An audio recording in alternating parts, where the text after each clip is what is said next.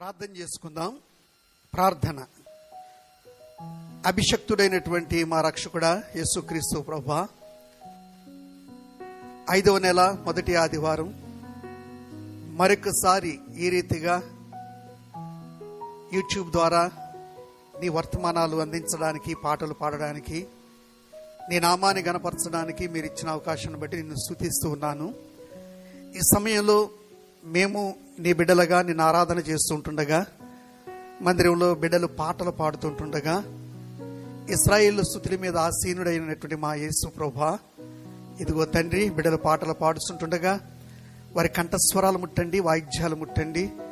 పాటల ద్వారా మీరు మహిమ పొందండి. వాయిద్యములు వాయిస్తున్న బిడ్డలను దీవించండి. సమస్తము క్రమంగా మర్యాదగా జరగనీయమని యేసు నామమున అడిగి వేడుకుంటున్నాం తండ్రి. ఆమేన్.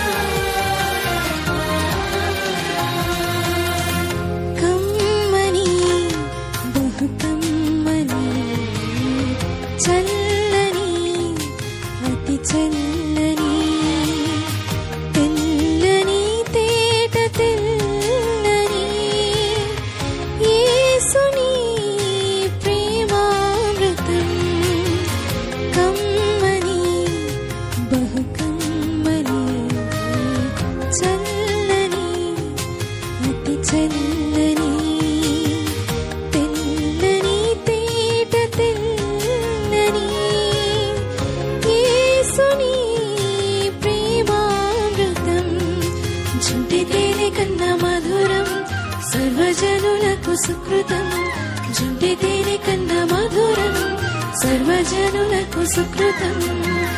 యేసుని ప్రేమామృతం, యేసుని ప్రేమామృతం. కమ్మని బహు కమ్మని, చల్లని అతి చల్లని, తెల్లని యేసుని ప్రేమామృతం.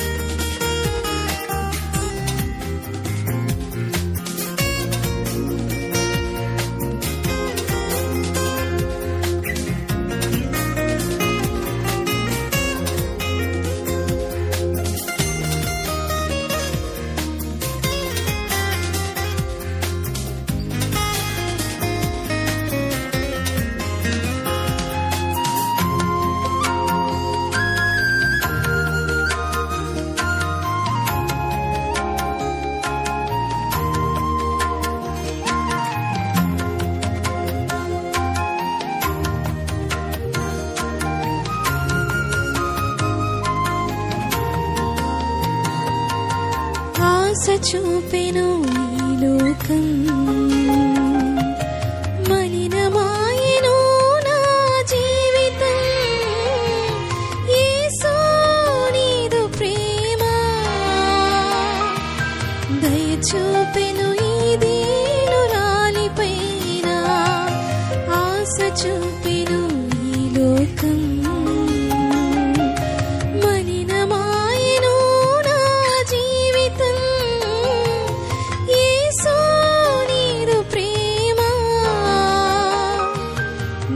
చూపెను ఈ దీనురాలిపైన. వెలిగెను నాలో నీ ఆత్మదీపము, వెలిగెను నాలో నీ ఆత్మదీపము.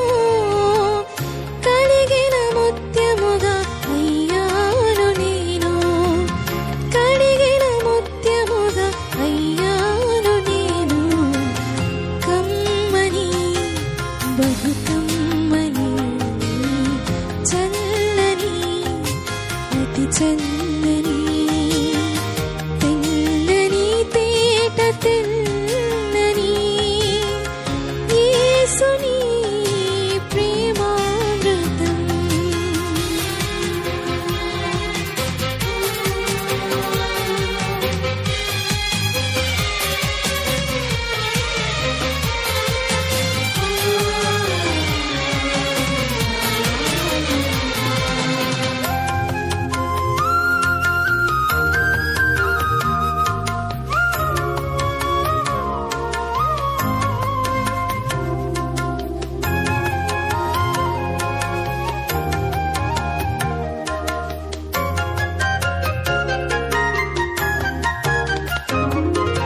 నా కురులతో పరిమళములతో చేసేదా నీదు పాద సేవా. నా గుండె గుడిలో కొలువైనా నీకు చేసేదా నేను మధుర సేవా. నా కురులతో పరిమళములతో చేసేదా నీదు పాద సేవా. నా గుండె గుడిలో కొలువైయున్నా నీకు చేసేదా నేను మధుర సేవా. ఆరాధింతును నిన్ను అనుదినము, ఆరాధింతును నిన్ను అనుదినము. జీవింతును నీకై అనుక్షణము, జీవింతును నీకై అనుక్షణము. కమ్మని బహు కమ్మని చల్లని అతి చల్లని తెల్లని తేట తెల్లని యేసుని ప్రేమామృతం. కమ్మని బహు కమ్మని చల్లని అతి చల్లని తెల్లని తేట తెల్లని యేసుని ప్రేమామృతం.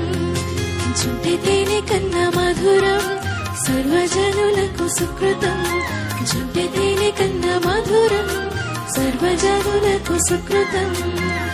యేసుని ప్రేమామృతం, యేసుని ప్రేమామృతం. కమ్మని బహు కమ్మని చల్లని అతి చల్లని తెల్లని తేట తెల్లని యేసుని ప్రేమామృతం. జుంటె తేనె కన్నా తీయనిది, వింది పసిడి కన్నా మిన్నది. పొంగి పొల్లుచున్న ప్రేమనిది యేసుని నామము.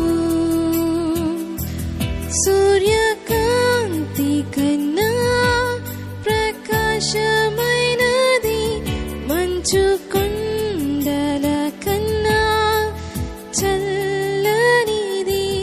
పండు వెన్నెల కన్నా నిర్మలమైనది యేసుని నామము.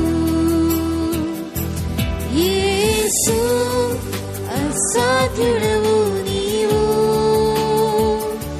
మరణాన్నే జయించిన వీరుడవు. సర్వాన్నే శాసించే యోధుడవు. నీకు సాటి లేరెవరు. రక్షక నీవేగా మా బలము. దేవా మా దాగు స్థలము నీవే. నీవే నిజమైన దేవుడవు. ప్రాణవిల్లు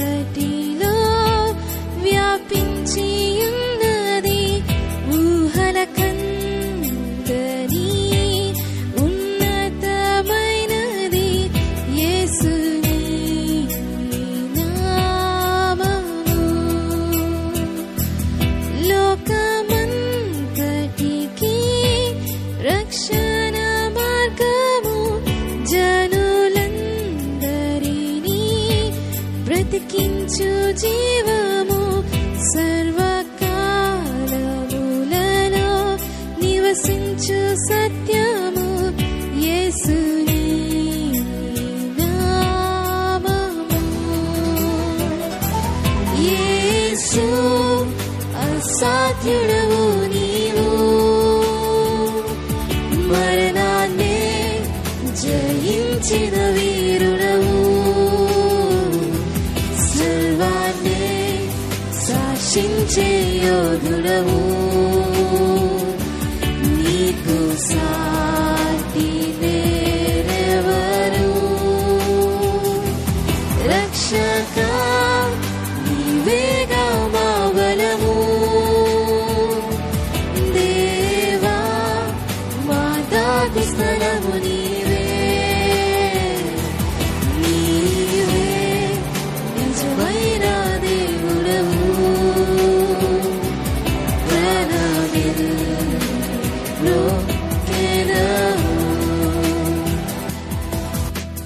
తేనె కన్నా తీయనిది, వెండి పసిడి కన్నా మిన్నది, పొంగి పొర్లుచున్న ప్రేమనిది యేసుని నామము.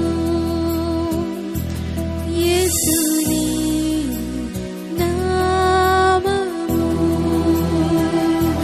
యేసుని నామము. ప్రభా, ఇంతవరకు నీ పిల్లలు పాటల ద్వారా నిన్ను స్తుతించి ఆరాధన చేశారు, నీకు ఇష్టమైన ఆరాధన జరిగించారు. దయచేసి బిడ్డలతో పాటు గృహాల్లో కూర్చొని ఆ స్థలాల్లో ఉండి ఆరాధన చూస్తూ ఏకీవించిన బిడ్డలను కూడా మీరు దీవించండి. ఆరాధన అంతటినీ మీరు ఆశీర్వదించినందుకు మీకు స్తుతులు చెల్లించుకుంటూ, నీ వాక్య ధ్యానము కొరకు, నీ వాక్య భాగముల కొరకు దీనులను, ఎన్నిక లేని నన్ను నీ సిలువ చాటును మరుగు చేసి, నా కంఠస్వరాన్ని మరుగు చేసి, మీ స్వరాన్ని వినిపించి నీ పిల్లలకు ఆశీర్వాదం దీవెన కలుగు చేయమని యేసయ్య పరిశుద్ధ నామమును అడిగి వేడుకుంటున్నాం తండ్రి, ఆమెన్. ప్రియులారా, 5వ నెల మొదటి ఆదివారం ఈ రీతిగా మనందరం కలుసుకోవడానికి దేవుడిచ్చిన ఉచితమైన కృపను బట్టి దేవుని నామాన్ని స్తుతిస్తూ ఉన్నాను. ఇలాగన కేవలం యూట్యూబ్ ద్వారా ప్రార్థనా మందిరం సంఘ విశ్వాసులు ఆయా స్థలాల్లో ఉన్నారు. వారందరూ కోరిక మేరకు ఇలాగన యూట్యూబ్ ద్వారా రికార్డ్ చేసి ప్రసారం చేయబడుతుంది. నాకేదో లైక్లు డిస్లైక్లు కొరకు మాత్రం కాదు. మీరు లైక్లు కొట్టినా కొట్టకపోయినా పర్వాలేదు, కానీ దేవుని మాటను మీరు ధ్యానపూర్వకంగా వినాలని ప్రభు పేట మీకు నేను మనవి చేస్తున్నాను. ఈ దినము ధ్యానముగా పరిశుద్ధ లేఖన భాగము నుండి హెబ్రీలకు రాసిన పత్రిక 10వ అధ్యాయము 1వ వచనం. దయచేసి వాక్యాన్ని మీరందరూ కూడా తెరిచి చూడండి.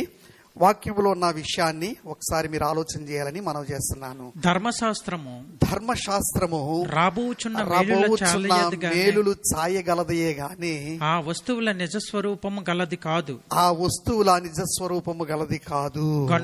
గనుక ఆ యాజకులు ఇక్కడ మనము గమనించవలసినటువంటి వాస్తవాన్ని మీ ముందుకు తెస్తున్నాను. దయచేసి ప్రతి ఒక్కరూ కూడా గ్రంథాన్ని తెరిచి మీరు ఆలోచన చేయండి. వాక్యంలో చాలా సందర్భాలు, చాలా రీతులుగా వ్రాయబడినటువంటి అంశాలు మీకు నేను జ్ఞాపకం చేస్తున్నాను.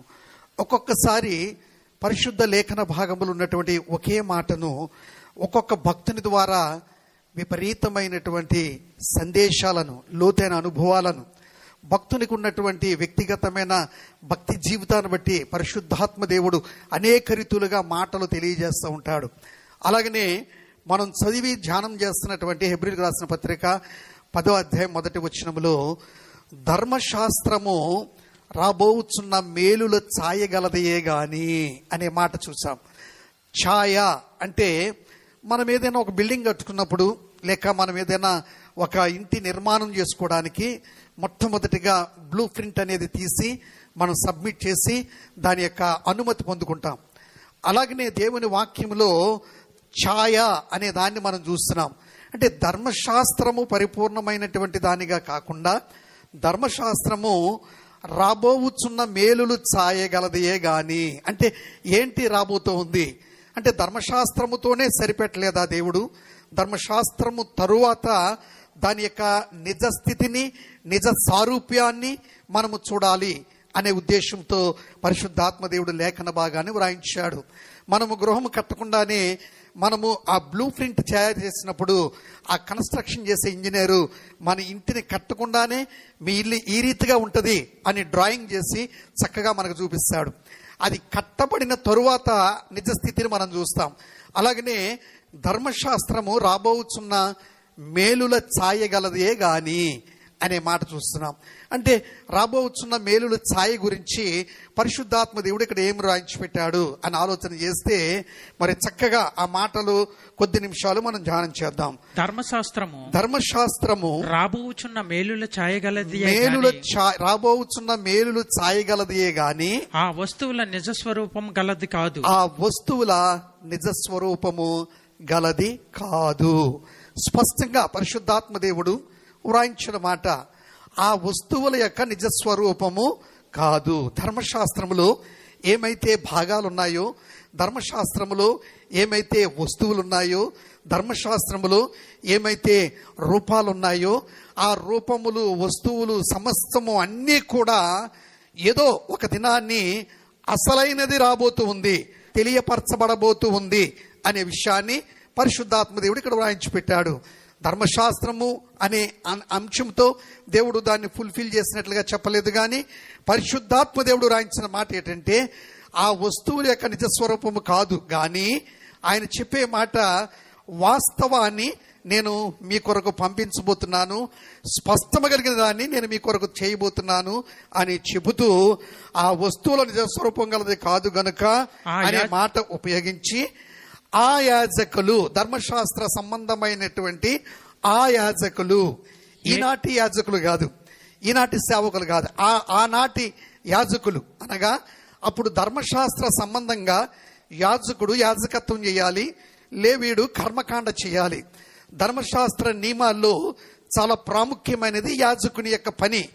ఎప్పటిలాగా మరి దేవుడు కనికరించి కృపతో అలాగున క్షమించే రోజులు కావవి. యాజకుని సహితం యాజకత్వం చేస్తున్నప్పుడు, అతి పరిశుద్ధ స్థలములోనికి ప్రవేశించినప్పుడు ఏమైనా తలంపుల్లో కానీ, ఆలోచనలో కానీ, ఉద్దేశములో కానీ ఏదైనా దేవునికి అయిష్టమైనది ఉంటే అతి పరిశుద్ధ స్థలములోనే పడి చనిపోయేవాడు. అలాంటి ఆ పరిస్థితిని, ఒక క్రమాన్ని, ఒక నియమాన్ని ధర్మశాస్త్ర సంబంధంగా జరిగిస్తూ ఉన్నటువంటి రోజుల్లో ఆ యాజకులు ఏటేటా ఎడతెగకుండా అర్పించు ఒక్కటే విధమైన బలులు, ఏటేటా అర్పించు ఒకటే బలులు. ఏటేటా అంటే ప్రతి సంవత్సరము కూడా ఒక నియమం పెట్టుకున్నారు, ఒక క్రమం పెట్టుకున్నారు. ఆ క్రమ ప్రకారముగా ప్రతి ఏటా కూడా ఆ సమయాలకి, ఆ దినాలకి, ఆ ఘడియలకు వారు వచ్చి పాపమునకు ప్రాయశ్చిత్తము జరుగునట్లుగా అక్కడ చేసే కార్యక్రమాలు మనం చూస్తూ ఉన్నాం. ఆ యాజకులు ఏటేటా ఎడతెగకుండా అర్పించు ఒక్కటే విధమైన బలులు, అర్పించు ఒకటే విధమైన బలులు, మార్పు లేదు. ఏటేటా ఇక రొటీన్ గా ఈ సంవత్సరం ఇలాగైంది, ఆ 2వ సంవత్సరంలో కూడా ఇలాగవుతుంది, ఇక 3వ సంవత్సరం అలాగవుతుంది, ఇక సంవత్సరం తర్వాత సంవత్సరం ఏటేటా ప్రతి సంవత్సరము కూడా ఇలాగునే జరుగుతా ఉన్నది.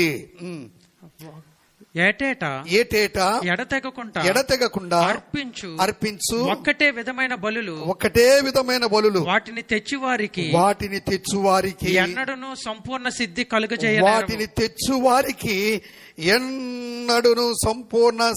కలుగచేయ నేరవు. ఈరోజు అంశం నేర్చుకోవాల్సింది, ఒకవేళ మనము కూడా ఏటేటా సర్వసాధారణంగా మేము ఈ రోజుల్లో ఉన్నటువంటి సహవాసాలు, సంఘాల్లో చూస్తాం. డిసెంబర్ 25వ తారీఖు వస్తే ఏ సంఘాలు కూడా ఖాళీగా ఉండవు, ఫుల్గా ప్యాకప్ అయిపోయి ఉంటాయి. అలాగనే గుడ్ ఫ్రైడే వస్తే మనం చూస్తాం సంఘాలన్నీ నిండిపోయి ఉంటాయి. అలాగనే జనవరి 1 వస్తే సంఘాలన్నీ నిండిపోయి ఉంటాయి. అలాగనే మనం ఈస్టర్ చూస్తే సంఘాలన్నీ నిండిపోయి ఉంటాయి. కారణం ఏటేటా ఇదొక ఆచార సంబంధముగా అనే దానిని ప్రజలు నిత్యముగా ఉన్నటువంటి నమ్మకమైనటువంటి నిజ క్రైస్తత్వాన్ని పాటిస్తున్నటువంటి వారితో పాటుగా నామకార్థం వారు క్రైస్తవ వేత్తరులు కూడా ఆ దినాల్లో రావడం అనేది మనం చూస్తాం.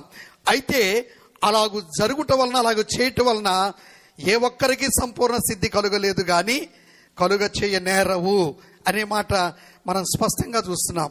ఎంత స్పష్టంగా పరిశుద్ధాత్మ దేవుడు రాయించి పెట్టాడు అంటే, ఆ యాజకులు ఆ వస్తువులు ఏటేటా తెస్తున్నారు, కానీ తెచ్చిన వారికి అవి సంపూర్ణమైన సిద్ధి కలుగ చేయ నేరవు. ఈ మాట మనం అందరం అంగీకరించాలి. కారణం ఏంటంటే పరిశుద్ధ లేఖన భాగంలో రాయబడిన మాట గనుక మనం అందరం అంగీకరించాలి. చాలా సందర్భాల్లో ఏటేటా సంవత్సరానికి ఒకసారి మందిరానికి వెళ్ళే వాళ్ళు ఉంటారు. అది కరెక్ట్ కాదు. ఏటేటా సంవత్సరంలో ఒకసారి ఏదో కానుక ఇచ్చేసి మనం ప్రక్కకి వెళ్ళిపోదాం అనుకున్న వాళ్ళు ఉంటారు. అది క్రమం కాదు. ఏది క్రమం అంటే మనం చూడబోతున్నాం దేవుని వాక్యంలో. దేవుని వాక్యం ఏమని చెబుతుంది అనే 3 అంశాలు మీకు నేను జ్ఞాపకం చేస్తున్నాను. ఒకటి, మనము చదువుకున్న భాగంలో ధర్మశాస్త్రము రాబోవచ్చున్న మేలులు చాయగలదే, ఆ వస్తువుల యొక్క నిజ స్వరూపం గలది కాదు. రెండవ భాగం రోమీయులకు రాసిన పత్రిక 8వ అధ్యాయము 1వ వచనము 2వ వచనము మనం ధ్యానం చేసుకుందాం. రోమీయులకు రాసిన పత్రిక 8వ అధ్యాయము 1వ వచనము 2వ వచనాన్ని పరిగణనలోకి తీసుకొని మనం ధ్యానం చేద్దాం.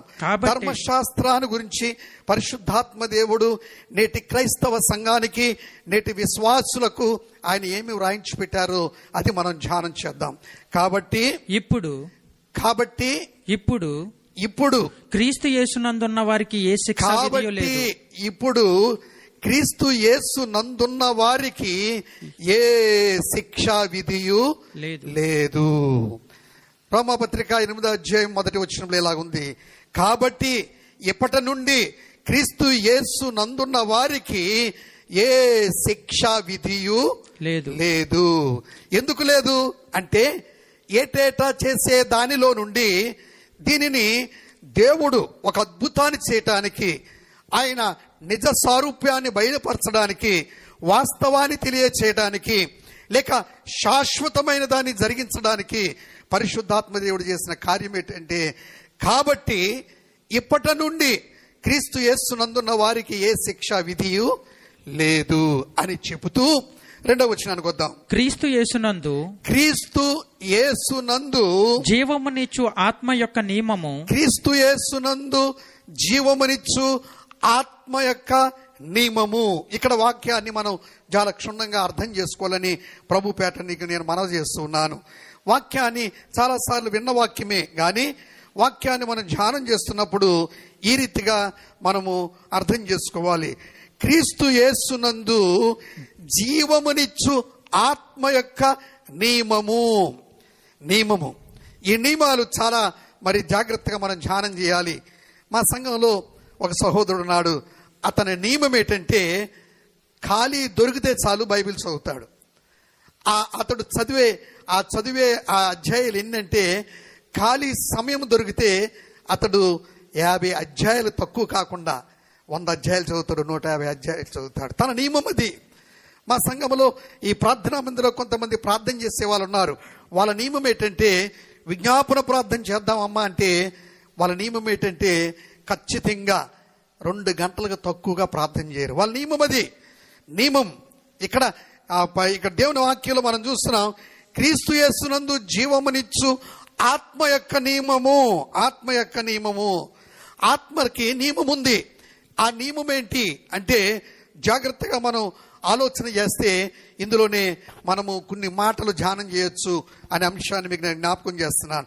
క్రీస్తు యేసునందు జీవమునిచ్చు ఆత్మ యొక్క నియమము పాప మరణముల నియమము జాగ్రత్తగా అందరూ కూడా పాప మరణముల నియమము నుండి నన్ను విడిపించెను. ఆయన నియమం ఏంటంటే పాపము మరణము ఈ రెండు కూడా ట్విన్స్ లాగా ఉంటాయి. ఎందుకు అంటే బైబిల్లో చెప్పబడిన మాట, ఆజ్ఞ అతిక్రమమే పాపము వలన వచ్చు జీతము మరణము. ఈ రెండు కూడా దగ్గర సంబంధం కలిగి ఉన్న అసలు మరణం అనేది, ఆ పాపం అనేది, ఆ రెండు ముడిపడి ఉన్నాయి.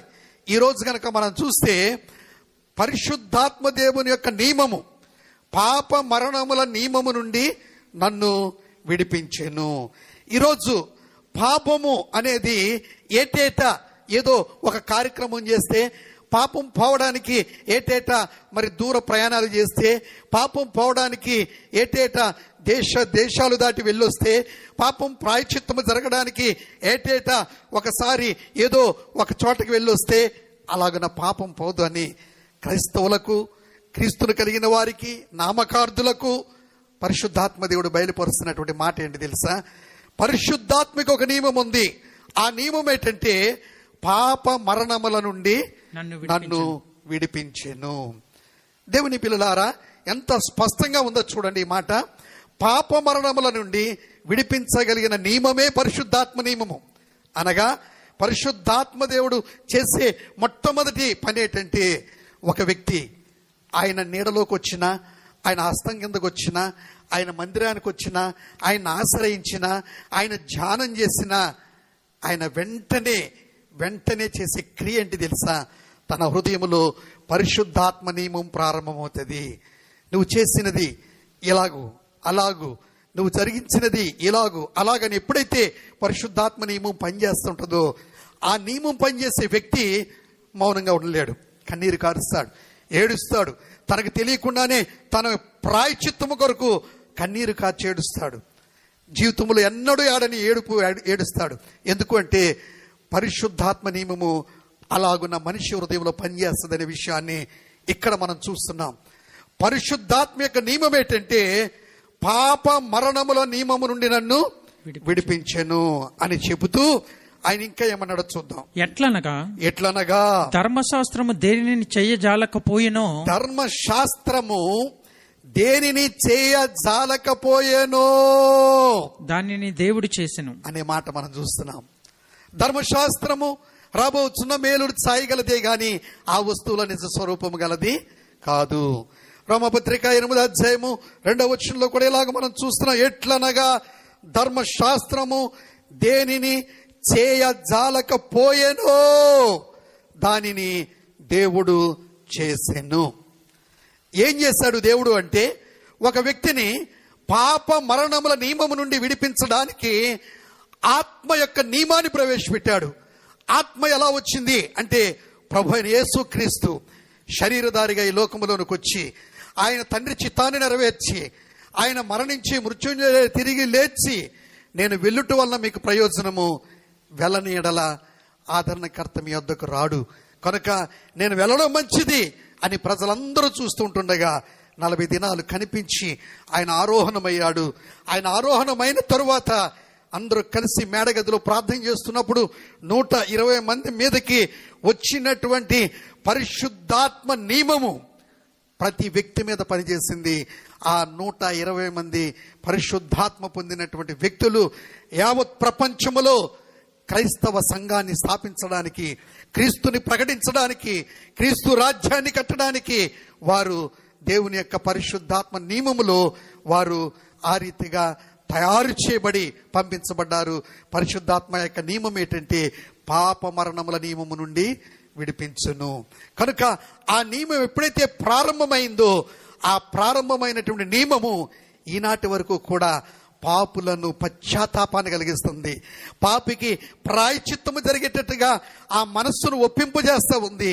ఈ ప్రాయశ్చిత్తం ఏటేటా జరిగేది కాదు. అయితే ధర్మశాస్త్రము ఏం చేసింది, ప్రభు అయిన యేసుక్రీస్తు వారు ఏం చేశారు అనే దాని గురించి మనం ఆలోచన చేస్తే, మొట్టమొదటిగా మనం ఆలోచన చేస్తాం, ధర్మశాస్త్రము రాబోతున్న మేలులు సాయగలదే గాని ఆ వస్తువుల నిజ స్వరూపం గలది కాదు. రెండవదిగా ధర్మశాస్త్రము దేనిని చేయజాలకపోయెనో దానిని దేవుడు చేసెను అనే మాట ధ్యానం చేస్తాం. మూడవ మాటగా భక్తుడైన పౌలు గలతీయులకు రాసిన పత్రిక 4వ అధ్యాయము 4వ వచనం నుండి 7వ వచనం వరకు మనం ధ్యానం చేస్తే, ప్రభువైన యేసుక్రీస్తు ద్వారా మనకి ధర్మశాస్త్ర సంబంధమైన దానిలో నుండి ఏమి ఏర్పాటు చేశాడు, ఆ శాశ్వతమైనదేంటి, నిజమైనదేంటి, ఎప్పుడు ఎల్లప్పుడూ ఉండేదేంటి అనే దానిని మనం ధ్యానం చేయొచ్చు. గలతీయులకు రాసిన పత్రిక 4వ అధ్యాయము 4వ వచనములో ఈ రీతిగా వ్రాయబడి ఉన్నది. అయితే కాలము పరిపూర్ణమైనప్పుడు దేవుడు తన దేవుడు కుమారుని కుమారుని పంపెను. దేవుడు ఏం చేశాడు? ధర్మశాస్త్రము దేనిని చేయజాలకపోయినో దానిని దేవుడు చేసెను అనే మాట రెండవదిగా చూసాం. మూడవదిగా కాలము పరిపూర్ణమైనప్పుడు దేవుడే తన కుమారుని పంపెను. చాలా జాగ్రత్తగా ఈ మాట మనం వినాలని మనవి చేస్తున్నాను. ఈ మాటలోంచి ఆ అంతరార్థాన్ని మనం అర్థం చేసుకుందాం. దయతో తన కుమారుని పంపెను. ఆయన స్త్రీ యందు పుట్టి మనము ప్రపంచ చరిత్రలో మనము గనక ధ్యానం చేస్తే ప్రపంచాన్ని ఏలుబడి చేసినటువంటి జ్ఞాని అయినా, అంతరిక్షంలో కొత్త విషయాలు కనిపెట్టిన మనుష్యుడైనా, భూగోళములో వింతలు కనిపెట్టినటువంటి గొప్ప వ్యక్తి అయినా, గ్రంథాలు రాసినటువంటి మేధావులైనా, కవులైనా, వారు ఎంతటి మరి బలవంతులైనా వారి పుట్టుక గురించి మనం ఆలోచన చేస్తే స్పష్టంగా మనకు అర్థమవుతుంది. ఏంటో తెలుసా? ఒక తల్లి ఒక తండ్రి కలయిక వల్ల వారు జన్మిస్తున్నారు.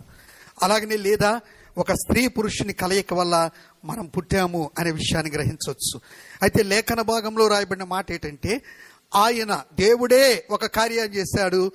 ధర్మశాస్త్రానికి మించినది, ధర్మశాస్త్రము ఏటేటా జరిగించే దానిని కాకుండా శాశ్వతమైన దానిని జరిగించడానికి ప్రభువైన క్రీస్తు తాను చేసిన కార్యము ఇలాగ మనం చూస్తున్నాం.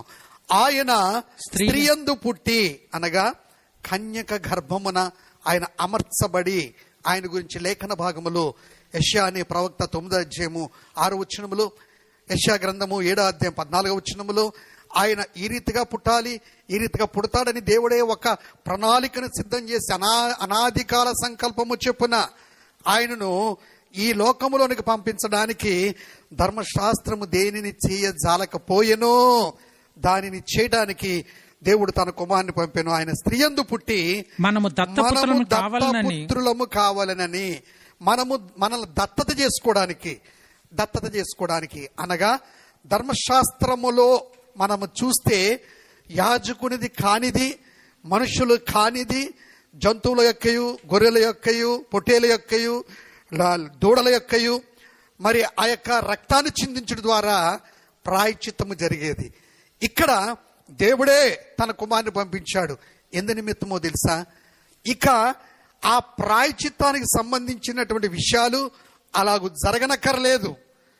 యావత్ యూనివర్సల్గా ప్రపంచం యావత్తు మనుషులు ప్రాయశ్చిత్తం పొందడానికి దేవుడు ఒక అనాదికాల సంకల్పాన్ని, ప్రణాళికను తయారు చేసి ఆయన కన్యక గర్భములో అమర్చబడి ఆయన ఈ లోకములకు వచ్చినటువంటి యేసుక్రీస్తు ప్రభువారు ఏదో ఒక ప్రాంతంలో ఉండి, ఏదో ఒక దేశంలో ఉండి, ఏదో ఒక ప్రదేశంలో ఉండి, ఒక జాతికో, ఒక కులానికో, ఒక మతానికో, ఒక వర్గానికో నేను చెందినవాడిని చెప్పలేదు.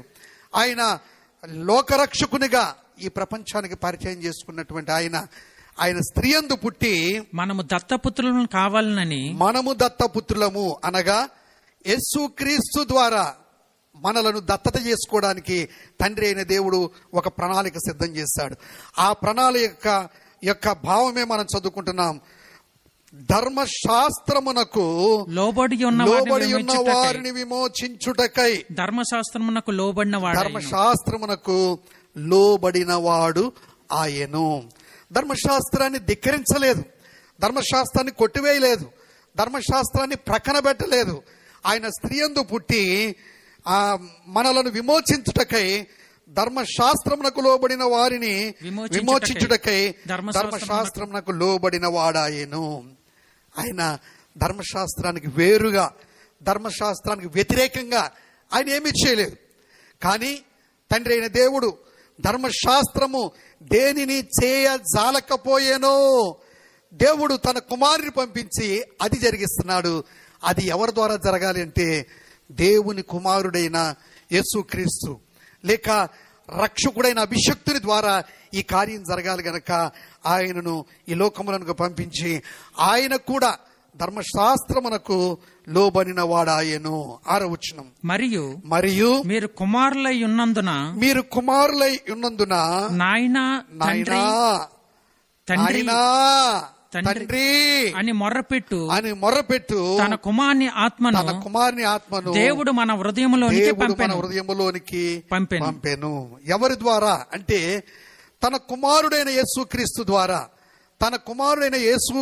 ద్వారా ఈ లోకములోనికి పరిశుద్ధాత్మ వచ్చింది.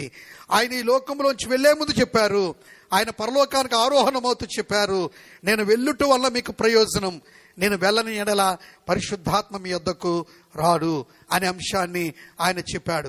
గనుక ఈ పరిశుద్ధాత్మ దేవుడు రావాలి అంటే దానికి ముందుగా కుమారుడైన క్రీస్తు కన్యక గర్భములో ఉద్భవించి జన్మించి సర్వ మానవాళి పాప ప్రాయశ్చిత్తము కొరకు ఆయన రక్తం చిందించి, ఆ రక్తము చిందించిన తరువాత ఆయన సమాధి చేయబడిన తరువాత ఆయన మృత్యుంజయుడై తిరిగి లేచి, ఆయన మృత్యుంజయుడై తిరిగి లేచిన తరువాత హఠాత్తుగా పరలోకానికి వెళ్లకుండా 40 దినాలు ప్రత్యక్షపరచబడుతూ అనేక మందికి మరొకసారి లేఖనాలను జ్ఞాపకం చేసి 500 మంది చూస్తూ ఉంటుండగా 40వ దినాన్ని పరలోకమునకు ఆరోహణమైనటువంటి యేసుక్రీస్తు ప్రభువారు ధర్మశాస్త్రము దేనిని జాలకపోయినో దానిని ప్రభువైన యేసు చేసి వెళుతూ ఆయన చెప్పాడు, ఇక మీదట మీరు ఇలాంటి కార్యక్రమాలు చేయనక్కర్లేదు, పరిశుద్ధాత్మ దేవుడు వచ్చి ఆయనే మిమ్మల్ని ఒప్పింపజేసి ప్రాయశ్చిత్తమునకు తగినటువంటి మీ హృదయాంతరేంద్రములోంచి ప్రార్థన నేర్పించి మీకు పాప పరిహారమును పాపమునకు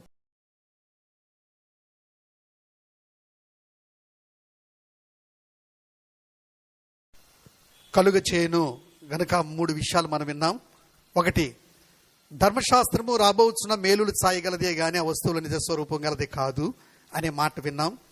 2వదిగా పరిశుద్ధాత్మ యొక్క నియమము పాప మరణముల నియమము నుండి విడిపించును, ధర్మశాస్త్రము దేనిని జాలకపోయెను దానిని దేవుడు చేసెను. 3వదిగా మనం చూస్తున్నాం, ధర్మశాస్త్రముకు లోబడిన వాడై తరువాత మరి ఆయనకు కాని ప్రజలను స్వీకృత పుత్రాత్మ ద్వారా ఆయన దత్తపుత్రులుగా చేసుకున్నాడు. కనుక ఇక మీదట మనము 7వ వచనం చదువుకుందాం. కాబట్టి నీవిక దాసుడవు కావు, కుమారుడవైతే దేవుని ద్వారా వారసుడవు. నిన్ను వారసత్వానికి దేవుడు కలుగు చేశాడు. ఆ వారసుడుగా నువ్వు ఉండాలని. కుమారుడు అయితే వారసుడవు. నువ్వు ఆయన్ను మరలా ఏమీ కూడా బ్రతిమాలుకోనక్కర్లేదు. వారసుడు అయితే, నిజంగా వారసుడు అయితే ఆయన యొక్క జీన్స్, ఆయన రక్తము, ఆయన కలిగిన మనస్సు, ఆయన కలిగినటువంటి సమస్తాన్ని నువ్వు కలిగి ఉండి అబ్బా తండ్రి అని మొరపెట్టుకొని సమస్తమును నువ్వు పొందుకోవచ్చు. పాపముకు ప్రాయశ్చిత్తం, పాపానికి పరిహారం, నీ అవసరతలు సమస్తము కూడా ఆయన చేయగలిగిన దేవుడని 3 విషయాల ద్వారా దేవుడు నీతో మాట్లాడాడు.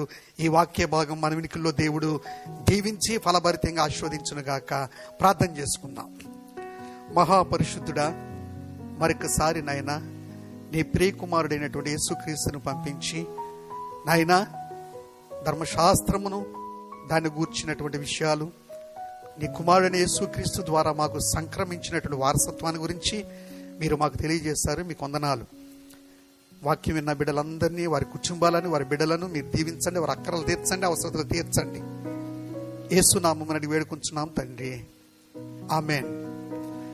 ఇప్పుడు మన తండ్రి అయిన దేవుని యొక్క ప్రేమ, కుమారుడు రక్షకుడైన యేసుక్రీస్తు వారి యొక్క కృప, ఆదరణకర్త అయిన పరిశుద్ధాత్మ యొక్క అన్యోన్య సహవాసము ఈ వాక్యము వింటున్నటువంటి బిడ్డల బిడ్డలను ఈ వాక్యము ద్వారా వారు దీవించబడి ఆశీర్వదించబడినట్లుగా మిమ్మలను, మీ కుటుంబాలను కంటికి రెప్పవలె కాచి కాపాడి ఘనత, మహిమ, ప్రభావములు ఆయన మాత్రమే పొందునుగాక.